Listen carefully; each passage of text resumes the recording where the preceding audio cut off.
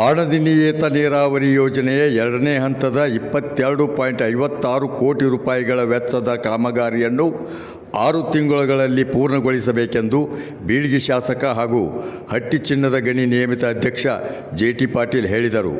ಅವರು ಮಂಗಳವಾರ ಆಣದಿನಿ ಗ್ರಾಮದ ಹತ್ತಿರ ಸಣ್ಣ ನೀರಾವರಿ ಮತ್ತು ಅಂತರ್ಜಲ ಅಭಿವೃದ್ಧಿ ಇಲಾಖೆ ವತಿಯಿಂದ ಹಮ್ಮಿಕೊಂಡ ಏತ ನೀರಾವರಿ ಯೋಜನೆ ಎರಡನೇ ಹಂತದ ಕಾಮಗಾರಿಗೆ ಭೂಮಿ ಪೂಜೆ ನೆರವೇರಿಸಿ ಚಾಲನೆ ನೀಡಿ ಮಾತನಾಡಿದ ಎಡಹಳ್ಳಿ, ಆಣದಿನ್ನಿ, ಬಣ್ಣಿದಿನ್ನಿ, ಗದ್ದನಿಕೇರಿ, ಕೇಸನೂರು ಗ್ರಾಮಗಳ ರೈತರಿಗೆ ಅನುಕೂಲವಾಗುವ ಹಾಗೂ ಸುತ್ತಮುತ್ತಲಿನ ಪ್ರದೇಶದಲ್ಲಿ ಅಂತರ್ಜಲ ಹೆಚ್ಚಿಸುವ ಉದ್ದೇಶ ಇದಾಗಿದೆ.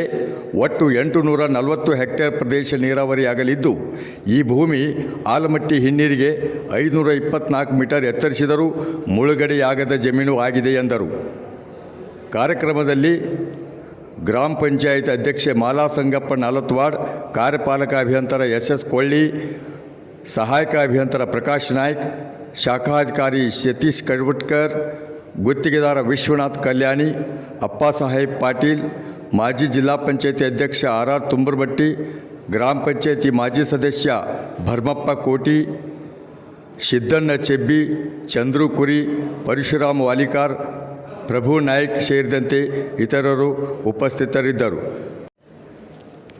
ನಂತರ ಅವರು ಗದ್ದನಕೆರೆ ಕ್ರಾಸ್ ಬಳಿ 2022-23ನೇ ಸಾಲಿನ ವಿವೇಕ ಶಾಲಾ ಯೋಜನೆ ಅಡಿಯಲ್ಲಿ 14 ಲಕ್ಷ ರೂಪಾಯಿಗಳಲ್ಲಿ ನಿರ್ಮಿಸಲಾದ ಹಿರಿಯ ಪ್ರಾಥಮಿಕ ಶಾಲಾ ಕೊಠಡಿಯನ್ನು ಉದ್ಘಾಟಿಸಿದರು.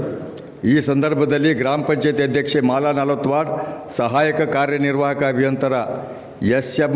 ರೇವಡಿ, ಕ್ಷೇತ್ರ ಶಿಕ್ಷಣಾಧಿಕಾರಿ ಎಂ.ಎಸ್. ಬಡದಾಣಿ, ಹಿರಿಯ ಅಭಿಯಂತರ ವಿಜಯ್ ಪತ್ತಾರ್, ಎಸ್.ಡಿ.ಎಂ.ಸಿ ಅಧ್ಯಕ್ಷ ಸದಾಶಿವ ಮೇಟಿ, ಮುಖ್ಯ ಗುರುಗಳು ಬಿ.ಎಲ್. ಭಜಂತ್ರಿ ಉಪಸ್ಥಿತರಿದ್ದರು.